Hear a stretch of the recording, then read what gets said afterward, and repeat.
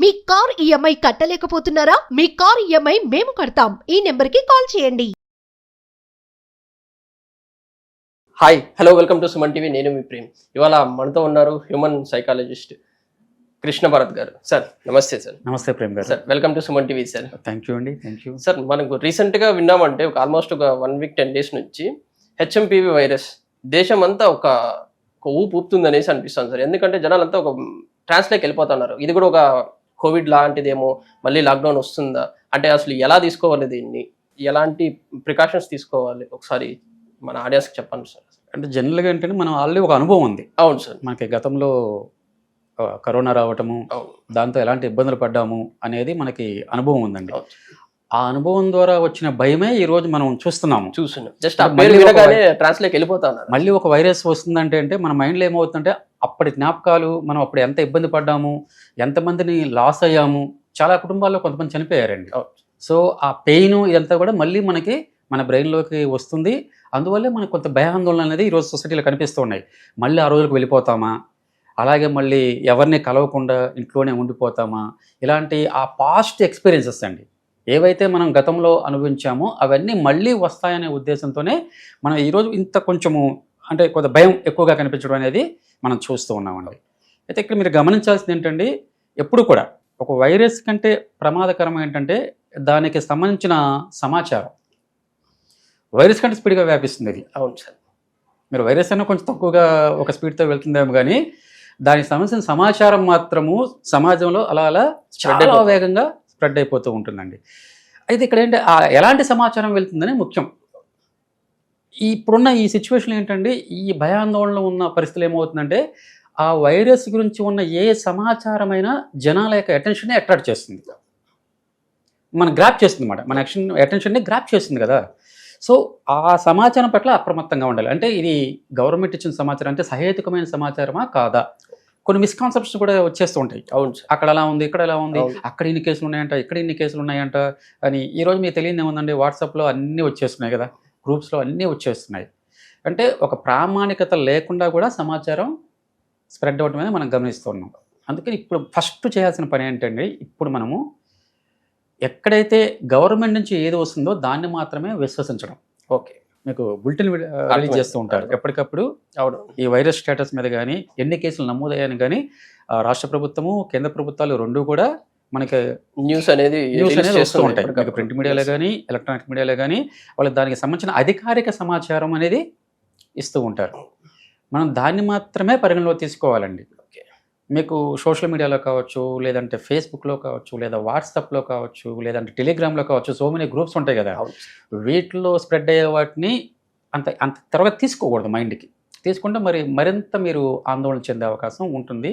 ఈ భయం ఎక్కువ కదా, మరింత మనం ఇబ్బంది పడే అవకాశం ఉంటుందండి. సార్, నార్మల్గా ఈ వైరస్ గురించి తీసుకుంటే అసలుకి నిజంగానే భయపడాల్సినంత పెద్దదంటారా? కొన్ని ఇప్పుడు చూస్తున్నాం సార్, ఆల్రెడీ రీసెంట్గా హెల్త్ మినిస్టర్ కూడా రిలీజ్ చేశారు. 2001 మనం ఈ వైరస్ని కనుక్కున్నాము అనేసి చెప్పారు కదా సార్. అప్పుడు ఇంత భయం ఉండిందంటారా, లేకపోతే ఇప్పుడే ఎందుకు ఇంత భయపడుతున్నాం? అంటే వైరస్ వల్ల భయం అంటే అండి, భయం ఉంటుంది. అయితే మీరు ఇక్కడ గమనించాల్సింది అంటే, మనము అది స్ప్రెడ్ కాకుండా జాగ్రత్తలు తీసుకోవాల్సి ఉంటుంది, భయపడటం కాదు. ఎందుకంటే వైరస్ని మీరు ఆపలేరు, నేను ఆపలేరు. దాని వ్యాప్తిని ఇండివిజువల్ లెవెల్లో మనం ఆపలేము. గవర్నమెంట్ తీసుకోవాలి, దాని చర్యలు తీసుకోవాలి. కొన్ని జాగ్రత్తలు మనం ఇండివిజువల్ లెవెల్లో తీసుకోగలం, వాటి మీద మాత్రమే మనం దృష్టి పెట్టాలి. అలాంటప్పుడు అంటే మీరు భయపడటం కంటే కూడా జాగ్రత్తలు తీసుకోవాలండి. ఇప్పటికే గవర్నమెంట్ కొన్ని చెప్తూ ఉన్నారు, కొన్ని జాగ్రత్తలు తీసుకోవాల్సిందని. ఇప్పటికున్న సమాచారం ప్రకారం వైద్య బృందాలు ఏం చెప్తున్నాయంటే అండి, ఓకే ఇదంత ప్రమాదకరం కాదు, ఎక్కువగా పిల్లలకి, వృద్ధులకి వచ్చే అవకాశం ఉంటుంది, మిగతా వారికి అంత వచ్చే అవకాశం లేదనేది చెప్తూ ఉన్నారు. రెండో పాయింట్ ఏంటంటే, వచ్చినా కూడా ఒక 5 to 7 డేస్లో మళ్ళీ తగ్గే అవకాశం ఉందని చెప్తున్నారు. ఇప్పటికైతే ఏం చెప్తున్నారంటే అంత ప్రమాదకరం కాదు అనేది చెప్తున్నారు. అయినప్పటికీ మనం జాగ్రత్తగా ఉండాల్సిన అవసరం ఉంది. ఎందుకంటే మీరు గుర్తెచ్చుకోండి, కరోనా వచ్చిన స్టార్ట్లో కూడా అంతగా ఎవరు జాగ్రత్త పడలేదు, కేర్ చేయలేదు. దానివల్ల ఎలాంటి పరిణామాలు వచ్చాయనేది మనందరం చూసామండి, ఎంత ఇబ్బంది పడ్డామనేది చూసాం. మళ్ళీ అలాంటి పరిస్థితి రాకుండా ఉండాలి అంటే మనం ఇనిషియల్ స్టేజ్ నుంచే జాగ్రత్త పడగలగాలి. ఆ ప్రికాషన్ తీసుకోగలిగితే మనం మన స్థాయిలో మనం స్ప్రెడ్ కాకుండా చేయగలుగుతామండి. షూర్. గవర్నమెంట్ నుంచి అలర్ట్స్ వస్తున్నాయి, డాక్టర్స్ చెప్తున్నారు. జనాలు ఎలా రిసీవ్ చేసుకుంటే మళ్ళీ నెక్స్ట్ కోవిడ్ లాగా లాక్డౌన్ రాకుండా ఉండడానికి ట్రై చేయొచ్చు సార్ అని? అంటే మీరు ఇప్పటికే చూసారండి, సెంట్రల్ గవర్నమెంట్ కావచ్చు, స్టేట్ గవర్నమెంట్ కావచ్చు, కొన్ని ప్రకటనలు చేశారు. అవును. జాగ్రత్తగా ఉండండి, జాగ్రత్తలు పాటించండి, ప్రమాదం ఏమీ లేదు, అయినప్పటికీ జాగ్రత్తలు పాటించండి అని వాళ్ళు చెప్తూ ఉన్నారు. ఇక్కడ ఏమవుతుందంటే అండి, సొసైటీలో ఉండే 100% పీపుల్ జాగ్రత్తగా ఉంటే ఎప్పుడు కూడా ఏ వైరస్ వ్యాప్తి చెందదు. బట్ మనకి ఎప్పుడు కూడా అంటే కొంతమంది ఈ హెచ్చరికలను కూడా పెడచెవిన పెట్టే వాళ్ళు ఉంటారు. ఏమవుతుందిలే, నాకు రాదు, నేను ఆరోగ్యంగానే ఉన్నాను కదా, నాకేమీ రాదు అనే ఒక భావంతో జాగ్రత్తలు తీసుకోకుండా ఉండేవాళ్ళు ఉంటారండి. అలాంటి పీపుల్తో ఏమవుతుందంటే ఆటోమేటిక్గా ఇది స్ప్రెడ్ అయ్యే అవకాశం ఉంటుంది. కాబట్టి ఇప్పుడంటే మనం జాగ్రత్తలు తీసుకోవాలి. ప్రమాదం లేకపోయినప్పటికీ మీరు ఎప్పటి నుంచే జాగ్రత్తలు తీసుకోగలిగితే అప్పుడేంటి, మీరు గతంలో మీరు కరోనా అప్పుడు ఎంత ఇబ్బంది పడ్డారు, లాక్డౌన్ వచ్చింది, అన్ని రకాలుగా ఇబ్బంది పడ్డాము. ఆ ఇబ్బందులు మళ్ళీ రాకుండా మనం చేసుకోగలిగే అవకాశం ఉంటుందండి. అందుకు ముఖ్యమైన ఏం చేయాలంటే అండి, ఎక్కువగా అంటే గుంపులుగా ఉండే ప్రాంతాలకి అంతగా వెళ్లకుండా ఉండటం బెటర్ వీలైనంత వరకు. ఓకే. కొన్ని సందర్భాలు తప్పదండి, మనకి ఇంకా వైరస్ తీవ్ర స్థాయిలో రాలేదు కాబట్టి మనం కొన్ని వెళ్ళాల్సి ఉంటుంది. మీరు మస్ట్ అండ్ షుడ్గా అటెండ్ అవ్వాల్సిన ఫంక్షన్స్ కావచ్చు, లేదంటే సోషల్ గ్యాదరింగ్ కావచ్చు ఉంటాయి. అలాంటి వాటి తప్ప వీలైనంత వరకు తగ్గిస్తే బెటర్. ఒకవేళ ఇన్ కేసు వెళ్ళాల్సి వచ్చినా కూడా తగిన జాగ్రత్తలు తీసుకోవడం, శానిటైజర్ని యూజ్ చేయటము, మాస్కులు యూజ్ చేయటము, కొంచెం ఆ ఫిజికల్ డిస్టెన్స్ అనేది మెయింటైన్ చేయటము, ఇలా చేయటం వల్ల మనం ఇనిషియల్ స్టేజ్లోనే మనం వైరస్ని స్ప్రెడ్ చేయకుండా ఆపగలిగే అవకాశం ఉంటుందండి. అలాగే ఇక్కడ మీరు వైద్యులు ఏం చెప్తున్నారంటే పిల్లలు, వృద్ధులకి ఎక్కువగా వచ్చే అవకాశం ఉంటుంది అంటున్నారండి. సో వీళ్ళని వీలైనంత వరకు ఈ రద్దీగా ఉండే ప్రదేశాలకు పంపించకుండా ఉండటము. ఇప్పుడు మనం పిల్లల్ని స్కూల్కి పంపిస్తున్నాం, స్కూల్ పంపించేప్పుడు కొద్దిగా శానిటైజర్ వాళ్ళకి బ్యాగ్లో ఉంచడము, కొన్ని మాస్కులు ఉంచడము. వాళ్ళకు కూడా ఏంటంటే మీరు కొంచెం జాగ్రత్తగా ఉండండి అని పిల్లలకి చెప్పగలుగుతాం. ఒక ఏజ్ పిల్లలకి మనం చెప్పొచ్చు, వాళ్ళకి అర్థమవుతుంది. అలాగే చిన్న పిల్లలు ఉంటారండి, 2 years పిల్లలు, లేదంటే 1 year పిల్లలు ఉంటారు. వీళ్ళని అంటే వీలైనంత వరకు బయటికి తీసుకురాకుండా ఉండటము, ఇలాంటివి చేయటం వల్ల అంటే వాళ్ళని మనం ఈ వైరస్ బారి నుంచి కొద్దిగా కాపాడే అవకాశం ఉంటుంది. అలాగే ఇంట్లో వృద్ధులు ఉంటారండి, ఏజ్డ్ పీపుల్ ఉంటారు. ఏజ్డ్ పీపుల్లో కొంతమందికి ఈ శ్వాస సంబంధ వ్యాధులు కూడా ఉండే అవకాశం ఉంటుంది. కొంతమంది ఆస్మా ఉంటుంది. అంటే ఏజ్ పెరిగే కొద్దీ మీకు హెల్త్ ప్రాబ్లమ్స్ ఎక్కువగా ఉంటాయి. అలా దాంట్లో ఏంటంటే ప్రత్యేకంగా మళ్ళీ ఈ రెస్పిరేటరీ సిస్టమ్ సంబంధించిన వ్యాధులు కూడా కొంతమందికి ఉండే అవకాశం ఉంటుంది. అలాంటి వారి పట్ల మరింత జాగ్రత్త తీసుకోవడం. అంటే ఈ వైరస్ ఎందుకంటే మన ద్వారా కూడా వచ్చే అవకాశం ఉంటుంది. మనం బయట తిరుగుతూ ఉంటాం. నేను యాజ్ అడల్ట్ నాకు రాదు, కానీ నేను బయట తిరుగుతూ ఉంటాను. నా ద్వారా నా ఇంట్లో పిల్లలకు కానీ లేదంటే వృద్ధులకు కానీ వచ్చే అవకాశం ఉండొచ్చు కదా. అందుకని మనము జాగ్రత్తగా ఉండాలి, మన ఇంట్లో పిల్లల్ని జాగ్రత్తగా చూసుకోవాలి, ఇంట్లో ఉండే వృద్ధులను కూడా జాగ్రత్తగా చూసుకోగలగాలండి. మళ్ళీ మనం ఎందుకైనా మంచిదంటే మనం శానిటైజర్ వాడటము, లేదంటే మాస్కులు వాడటము, ఇవన్నీ పబ్లిక్ ప్లేసెస్కి వెళ్ళేప్పుడు ఇలా చేయగలిగితే మనం వ్యాప్తి చెందకుండా ఆపగలం.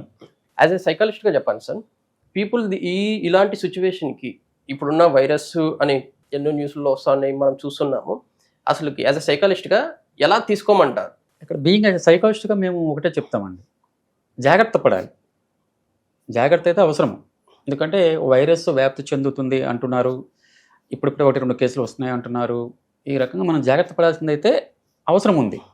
అలానే ఆందోళన చెందకూడదు. అది ఎందుకంటే భయంకు మించిన వ్యాధి లేదంటారు. భయంకు మించిన వైరస్ లేదండి. మీకు వైరస్ కంటే కూడా భయమే ఎక్కువ చోటు చేస్తుంది. మీకు వైరస్ వస్తే మీరు ఏదో కొంత జాగ్రత్తలు తీసుకోవచ్చు, కొంత ఇమ్యూనిటీ పవర్ పెంచుకునే ఆహార పదార్థాలు తీసుకోవచ్చు, మెడిసిన్ తీసుకుంటారు, తగ్గిపోతుంది. భయం మాత్రం అలాగే ఉంటుంది. వన్స్ భయం మీ ఒంట్లో ప్రవేశించిందంటే దాన్ని బయటకు పంపించడం అంత ఈజీ కాదండి. ఇది ఒక పాయింట్ అండి. అంటే భయం పడకుండా జాగ్రత్తలు తీసుకోవాలి, నెంబర్ 1 పాయింట్. నెంబర్ 2 పాయింట్ ఏంటండి, మీరు ఈ వైరస్ సంబంధించిన అవాస్తవాలని ప్రచారం చేయకూడదు. మనం తెలియకుండా చేస్తామంటే ఇప్పుడు ఏదో నాకు తెలిసింది, ఆ న్యూస్ నేను ఒక 10 వాట్సాప్ గ్రూప్లో ఉంటే 10 వాట్సాప్ గ్రూప్లో ఇమీడియట్గా నేను స్ప్రెడ్ చేసేస్తాను.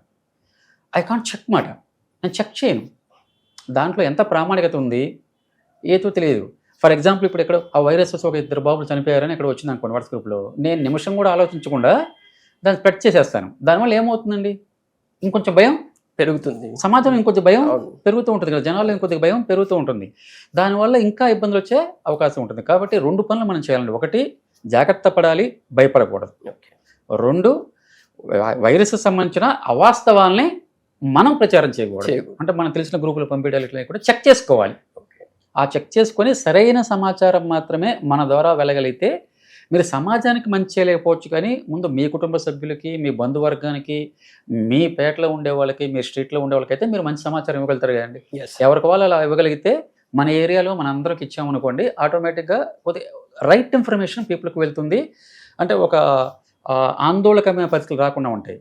ఎప్పుడైతే మీరు భయపడతారో మీకు ఆ టెరిఫిక్ సిచ్యువేషన్ వచ్చిందనుకోండి, ఇంకొద్దిగా వైరస్ ఎక్కువ వ్యాప్తి చెందే అవకాశం ఉంటుందండి. అది రాకుండా ఉండడం కోసము మనం ఈ 2 చర్యలు అయితే ఖచ్చితంగా తీసుకోవాలి. Thank you sir. Thank you thank you అండి.